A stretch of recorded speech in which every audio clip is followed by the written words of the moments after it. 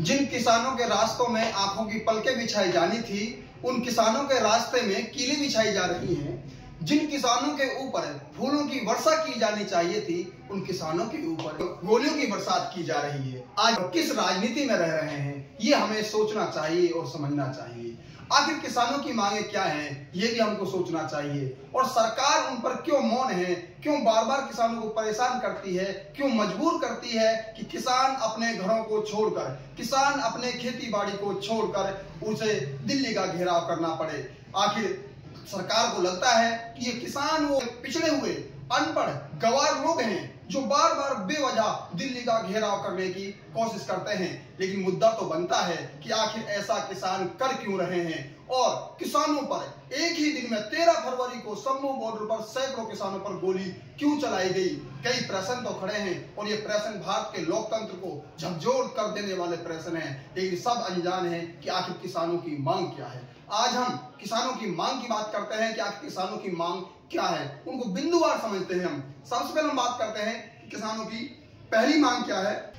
किसानों की पहली मांग है कि न्यूनतम समर्थक मूल्य पर कानून बनना चाहिए। जो न्यूनतम समर्थक मूल्य है उस पर कानून बनना चाहिए। दूसरी किसानों की मांग है केंद्र सरकार से किसान कीटनाशक और बीज उर्वरक अधिनियम में संशोधन करके वापस कपास सहित सभी फसलों बीजों की गुणवत्ता में सुधार करने की मांग कर रहे हैं। तीसरी जो उनकी मांग है, दिल्ली कूच करने वाले किसान नेताओं की इस बार सरकार से मांग है कि वह सभी किसानों और सरकारी और गैर सरकारी कर्ज को माफ करे। सरकारों की बहुत बड़ी मांग है कि जितना भी कर्ज है किसानों पर, वो सरकारी बैंकों से हो चाहे गैर सरकारियों से हो, सब माफ होना चाहिए। इसके अलावा चौथी जो मांग है, किसान नेता स्वामीनाथन आयोग की सिफारिश कर रहे हैं कि जो स्वामीनाथन आयोग है वो लागू होना चाहिए।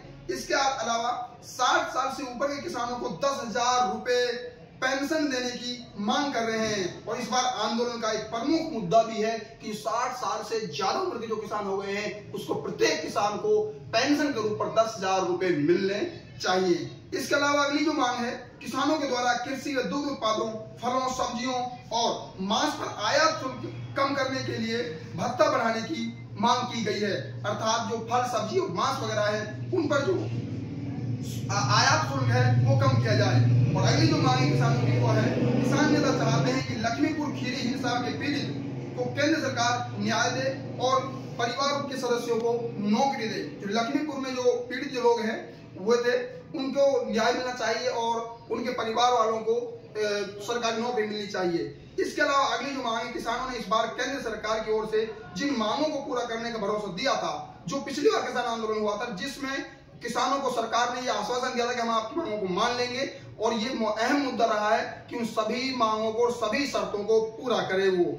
इसके अलावा जो अगली मांग है, पिछले किसान आंदोलन में जिन किसानों पर मुकदमे दर्ज किए गए थे, जिन किसानों पर मुकदमे दर्ज किए, ध्यान रखिए 1857 की क्रांति में हजारों भारतीयों के ऊपर मुकदमे दर्ज किए गए थे। और 1857 क्रांति के बाद जब उनका समझौता जो हुआ था उसमें यह कहा गया था कि जितने भी 1857 क्रांति में दोषी लोग हैं उन सबके मुकदमे बरी कर दिए जाएंगे या वो मुकदमे कैंसिल कर दिए जाएंगे। ठीक इसी प्रकार से किसान आंदोलन की मांग है कि जो पिछली बार आंदोलन किया गया था उसमें जो FIR हुई थी वो सब रद्द की जानी चाहिए।